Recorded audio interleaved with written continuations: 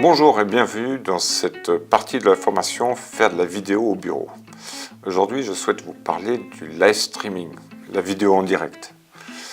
La vidéo en direct, c'est quelque part un gage d'authenticité. Vous permettez à ceux qui regardent de vivre la même chose que vous au même moment. Avec un petit décalage toutefois qui doit être de 2 à 3 minutes maximum, je pense, d'expérience de moins.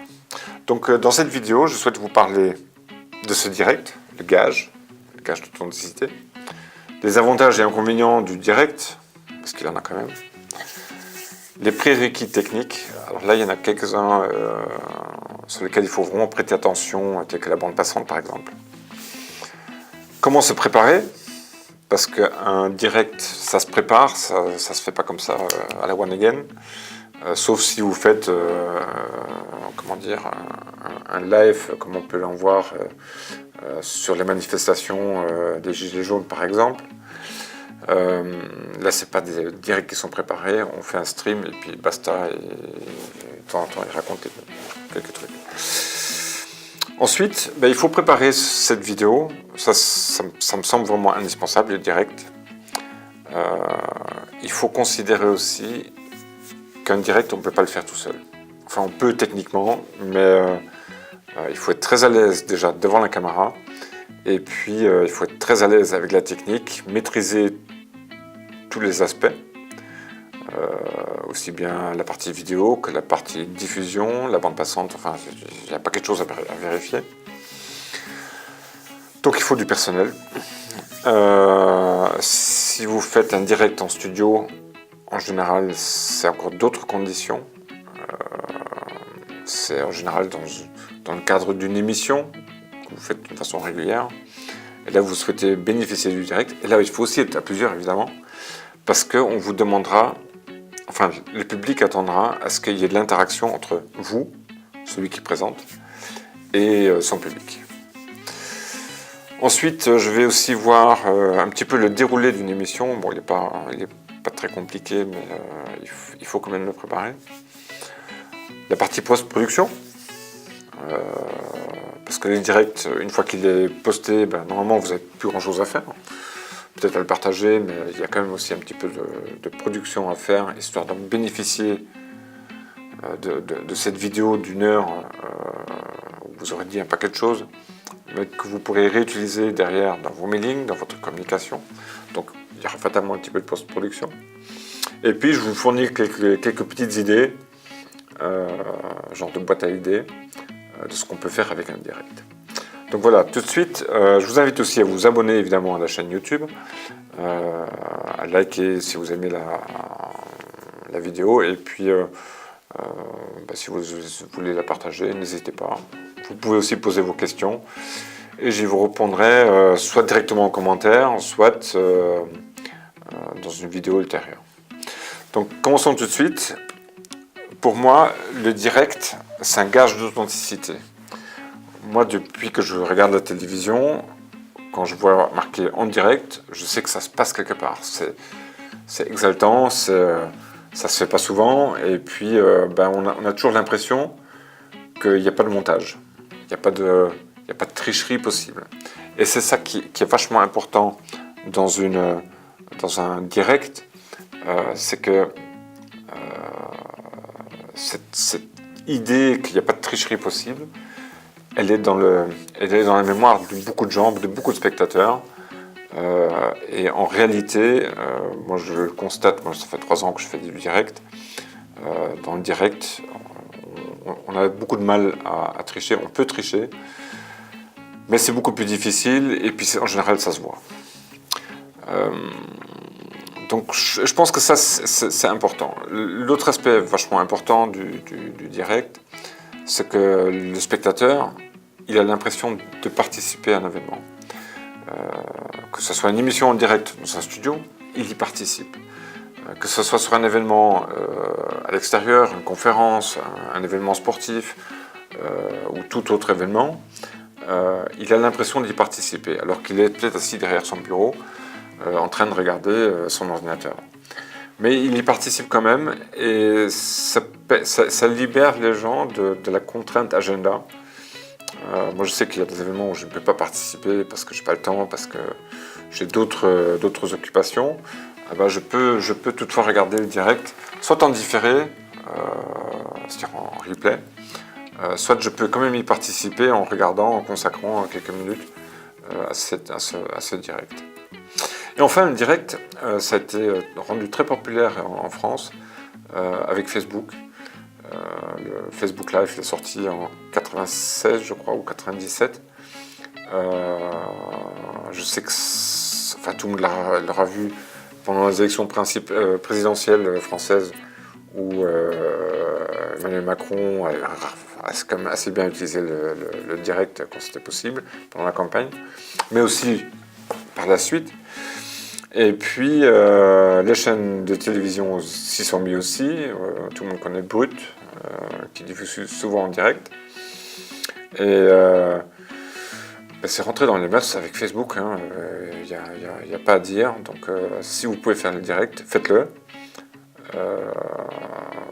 Parce que pour l'instant, tout le monde regarde assez facilement le direct. Et puis il faut bien dire ce qui est, les différentes plateformes le propulsent d'une manière ou d'une autre, enfin le mettent en avant, le direct par rapport à une autre vidéo. Donc ça c'est ce qu'on peut dire du direct, que bon, j'ai appelé un petit peu de l'authenticité, bon, c'est un fait, mais c'est surtout un formidable outil de promotion. Il faut le tenir, le direct, il faut savoir parler pendant X minutes. C'est-à-dire grosso modo au minimum 15 minutes et puis au maximum 1 heure si vous y arrivez. Mais ça vraiment, à ce niveau-là, c'est formidable. Dans les avantages et inconvénients d'un direct, on peut noter la forte diffusion par les plateformes. On a l'impression d'être à l'intérieur de l'événement parce qu'on y participe. Ça donne quelque part à l'entreprise aussi une image moderne. C'est-à-dire faire un direct, ça nécessite quand même une certaine technicité, un savoir-faire de vos équipes. Mais c'est aussi très contraignant sur un plan technique justement, parce que ça nécessite beaucoup de préparation, pas forcément longue, mais il y a quand même des choses à vérifier en amont, à préparer. L'émission ou la diffusion qu'on veut faire, elle doit être préparée, sinon c'est pas la peine. Enfin, on peut le faire, mais avec beaucoup de risques, ça peut couper à tout instant, enfin, il y a quand même beaucoup de risques. Et puis l'autre contrainte, c'est le contenu. Parler de tout et de rien sans avoir un message précis à communiquer ou sans être sur un événement particulier, ça ne montre pas un live forcément intéressant. Donc il faut aussi préparer ce contenu, son déroulé, et ça c'est une des contraintes. Donc n'y allez pas à l'aveuglette, tiens je vais faire un direct, et puis hop. Non, ne le faites pas, préparez-le, c'est toute une stratégie à mettre en place entre votre entreprise et le public. Alors dans les prérequis, il faut les voir sous deux aspects. Il y a le contenu et sa promotion, et ensuite il y a la partie technique qu'il faut aussi régler. Les deux se préparent. Il faut être vraiment méticuleux là-dessus. Donc il faut préparer le contenu. Le contenu et dans quel ordre vous allez le dérouler. Parce que le présentateur, bon, il est bien devant sa caméra, mais bon, il faut qu'il ait un déroulé cohérent et compréhensible. Ça, je vous encourage à regarder d'ailleurs la vidéo que j'ai faite là-dessus sur la préparation de vidéo, sur la partie scriptage. Ensuite, pour avoir un bon live stream, il faut évidemment avoir des gens qui vont regarder. Donc il faut avoir déjà des followers présents sur votre flux, sur votre page Facebook, sur votre page YouTube, pareil, il faut déjà avoir du monde dessus pour que ça soit vraiment efficace. Et il faut que ces followers soient actifs. C'est-à-dire, grosso modo, qui vont intervenir dans le partage de la vidéo, c'est-à-dire à repartager sur leur propre réseau, mais aussi pour qu'ils puissent intervenir entre vous, les présentateurs, et le public. Ensuite, il y a l'autre aspect, c'est préparer aussi bien l'image que le son. L'image et le son, c'est un prérequis. Et là-dedans, il y a le son, c'est la partie vraiment la plus importante. Il faut que le son soit clair. L'image, elle peut être brouillée, elle peut être pixelisée, ce qui vous arrivera probablement sur un live si vous le faites en public, avec, par exemple sur une exposition, un truc comme ça. Il y a de fortes chances que la bande passante à l'intérieur d'un événement ne vous soit pas réservée pour votre live. Et du coup, tout le monde accédant ou à la 4G ou au Wi-Fi ou ce que vous avez, ils vont vous saturer la bande passante et du coup ça sera très pixelisé. Donc c'est aussi des choses à vérifier en amont. Donc bien comprendre la partie bande passante, il faut la tester en amont. Je fais une vidéo d'ailleurs là-dessus, comment tester sa bande passante, aussi bien avant même d'envisager l'événement, que une heure avant, que pendant ou quelques minutes avant, pour vraiment bien suivre ces aspects-là. Et qu'y a-t-il d'autre à dire? Si, donc le son et l'image. Le son important, l'image, pas besoin d'être en HD 1980 si vous avez passé le bande passante.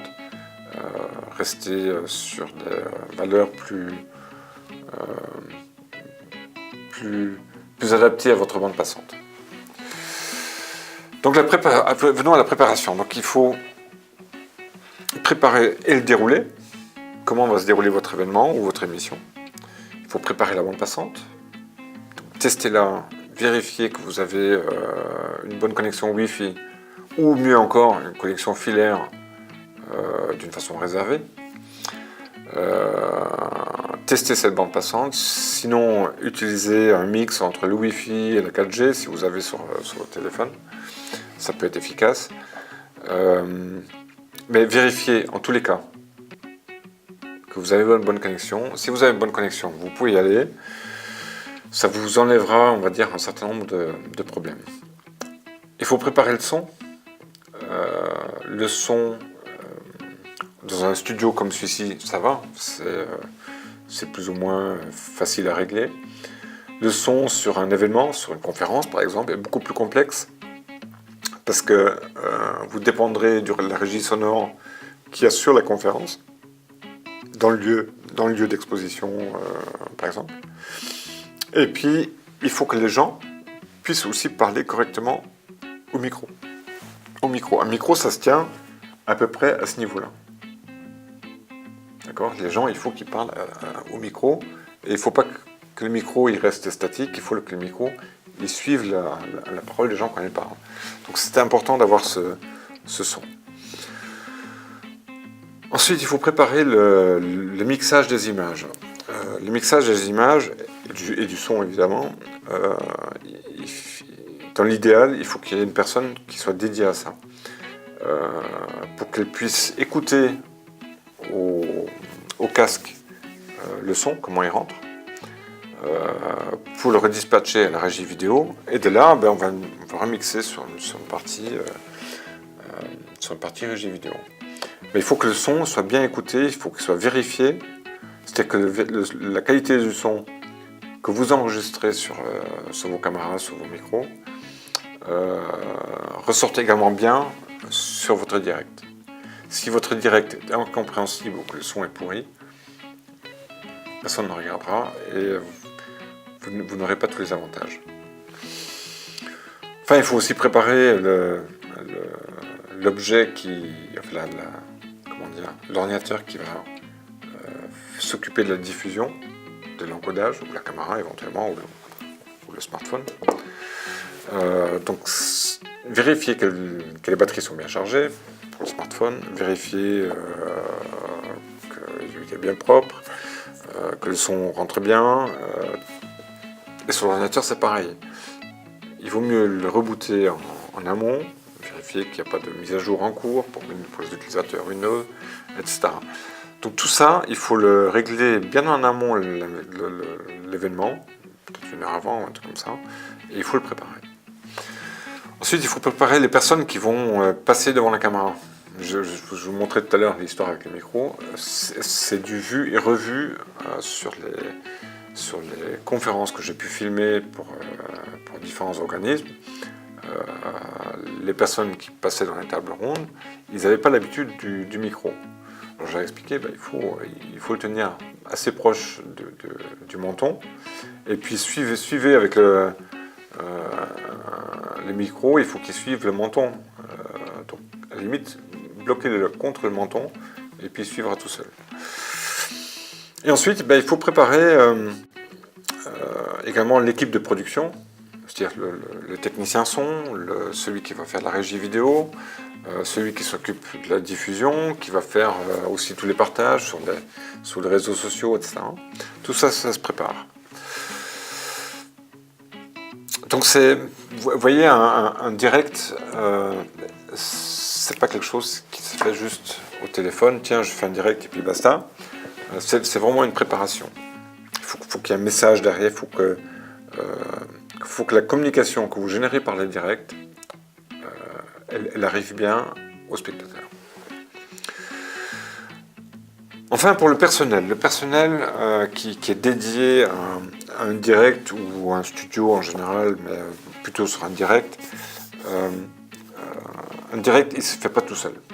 Seul, je suis incapable, ou presque, de faire un direct, parce que c'est compliqué à faire, ça nécessite vraiment une bonne préparation, même si je connais tout le matériel, si je connais tous les aléas, les aléas techniques qu'on peut rencontrer, il vaut mieux être à deux. Une personne devant la caméra, qui doit déjà se concentrer à ce qu'elle va raconter, ce qu'elle va faire, et puis une personne, voire plusieurs, derrière les caméras, derrière la table de mixage son, derrière la régie vidéo, et le community manager, qui va gérer toute la partie diffusion et faire connaître le live. Parce qu'un live juste pour soi, c'est juste un live, quoi. Je m'enregistre en vidéo et puis donc ça n'a pas d'intérêt. Donc il faut prévoyer du personnel, au moins une personne qui s'occupe d'une partie de ce qu'elle sait faire, et puis une autre qui va s'occuper du reste. Alors dans un studio, c'est comme sur un événement, à peu de choses près. C'est le même personnel, bien évidemment, c'est des contenus qui est pareil, doivent être préparés. Mais ce qu'il y a en plus, c'est que les gens qui vous voient en direct dans un studio, ils s'attendent à ce qu'il y ait de l'interaction.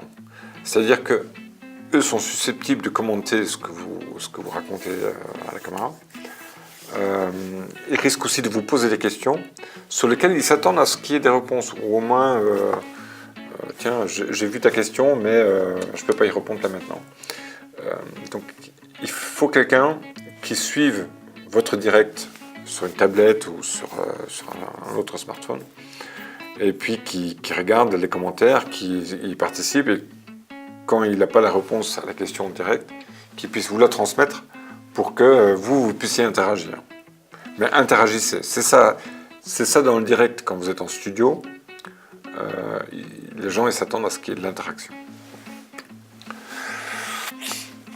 Ensuite, le déroulé d'un direct. Une fois qu'on a fait toute la partie préparation, il faut à chaque fois revérifier. Dans le quart d'heure qui précède l'émission, revérifiez tout, si tout fonctionne, si tout le monde est OK, si les invités sont là, si les vidéos que vous avez préparées en amont soient bien là, les photos, les schémas, en fait tout ce que vous devez avoir sur votre émission, que le présentateur soit bien prêt, que vous soyez tous les deux à peu près en face sur le déroulé. Et puis à 5 minutes avant le direct annoncé, lancer le direct pour que le stream puisse se mettre en place, pour que votre community manager commence déjà à partager le direct. Et pendant ce temps, le présentateur, il va galérer un petit peu parce qu'il va falloir faire du meublage ou de l'interaction avec ceux qui sont rapidement sur le live avant que l'émission se déroule directement. Alors, ça peut être en précisant le sommaire, ça peut être en racontant des banalités. Bref, il faut qu'il meuble pendant 5 minutes. Et puis, à l'heure dite, vous lancez le jingle. Et là, silence sur le plateau et début d'émission. Et durant toute l'émission, de temps en temps, vous faites des interactions avec le public peut-être en studio, mais aussi le public qui est sur Internet. Encore une fois, un direct sur Internet, c'est de l'interaction. Donc il faut y penser. Et puis, d'une façon régulière, il ne faut pas non plus dénaturer votre contenu, votre préparation, avec des lol, des coucous, des machins. Non, il faut quand même une bonne émission. Les gens, ils attendent une bonne qualité de direct. En fin d'émission, vous demandez à tous ceux qui ont vu l'émission à bien liker et la vidéo, à liker la page, à partager aussi, c'est important. Et puis, laisser le live se continuer jusqu'à 2 minutes après l'émission. C'est ne coupez pas tout de suite les caméras ou le flux, mais attendez quelques minutes quand même, le temps que le flux soit bien passé, que le décalage entre la vidéo arrivée entre la vidéo tournée et la vidéo diffusée soit résorbé. Donc attendez 2 minutes, ce n'est pas grave si ça tourne trop longtemps. Ensuite, après l'émission, il y a la partie post-production. La partie post-production, ça veut dire récupérer la vidéo que vous avez faite en direct. Alors soit vous avez enregistré en même temps, à ce moment-là vous avez tous les directs en haute définition. Soit vous le récupérez tant bien que mal sur Facebook ou un peu plus facilement sur YouTube pour ensuite remonter la vidéo, faire un débrief déjà avec votre équipe aussi, remonter la vidéo, ressortir éventuellement, refaire une autre vidéo avec les éléments essentiels pendant le direct. Et puis, au fur et à mesure, réenvoyer des bouts de direct d'une façon clip ou je ne sais pas, enfin, peu importe. De nouveau à vos mailing lists, à vos contacts, etc. Donc tout ça, ça vous donnera les éléments en plus, du contenu en plus que vous pourrez diffuser d'une manière ou d'une autre sur votre site, sur les mailing lists, sur les réseaux sociaux, sur Twitter. Enfin bref, vous voyez, il y a tout un contenu qui va être généré par ce direct que vous pourrez exploiter si vous avez bien enregistré les vidéos sur vos ordinateurs et puis pas seulement sur Facebook Live parce que là c'est un petit peu catastrophique. Alors avant de finir, je voudrais aussi vous donner quelques idées que moi je croise d'une façon plus ou moins courante pour faire des directs. Ça peut être des séminaires, des formations à vos collaborateurs en interne par exemple. Ça peut être des conférences. Vous êtes spécialisé sur un domaine, vous donnez des conférences avec d'autres confrères. Pourquoi ne pas le faire en direct? Ça vous donnera à tous un peu plus de visibilité et puis ça donnera aussi du poids à vos intervenants. Faire des tables rondes, faire des animations de votre réseau sur Facebook, sur vos followers sur Facebook, sur YouTube, sur Twitter, mais aussi vos réseaux de franchisés par exemple. Il y a vraiment beaucoup de choses à faire là-dessus. Tout ça peut se faire en direct évidemment, en direct, soit d'une façon privative, soit d'une façon publique, peu importe. Ça c'est à vous de choisir. Et puis retenez là-dedans, c'est de l'interaction. L'interaction avec avec ceux qui regardent. Privilégiez ce moment d'interaction. N'hésitez pas à poser des questions, à les inciter à poser des questions pour que derrière, il y ait de l'interaction. Plus il y a de l'interaction, plus ça fait des vaguelettes. Donc voilà. Ça, c'est un petit peu tout ce que je voulais dire aujourd'hui sur la partie vidéo en direct. Donc on a vu que le direct, c'est un gage d'authenticité. On a vu quelques avantages et inconvénients. On a vu les prérequis. Donc la bande passante, alors dans le direct, c'est vraiment l'indispensable. On a vu la préparation. On a vu le personnel qu'il faut, parce qu'il faut quand même du personnel. On a vu aussi qu'en studio, c'est une autre façon de faire du direct. Il y a beaucoup plus d'interaction avec le public. On a vu le déroulé, c'est-à-dire H-5, on lance le direct histoire qu'il y ait déjà des spectateurs. Et ensuite, on a aussi vu la partie post-production. Donc voilà, c'est un petit peu tout pour aujourd'hui. Le streaming, c'est vraiment un gros morceau. Le streaming, on le connaît en regardant Netflix, bien sûr. Mais on peut aussi produire du streaming, c'est ce qu'on appelle la vidéo en direct. Et c'est quelque chose de franchement passionnant. Donc je vous invite à vous abonner, à liker, à partager cette vidéo si ça vous dit. Moi ça me ferait plaisir en tout cas. Et puis n'hésitez pas à poster des questions dans les commentaires. J'essaierai d'y répondre le plus vite possible, dès que je peux. Donc n'hésitez pas, à très bientôt et puis bonne journée, ou bonne soirée, ou enfin, peu importe. Allez, ciao!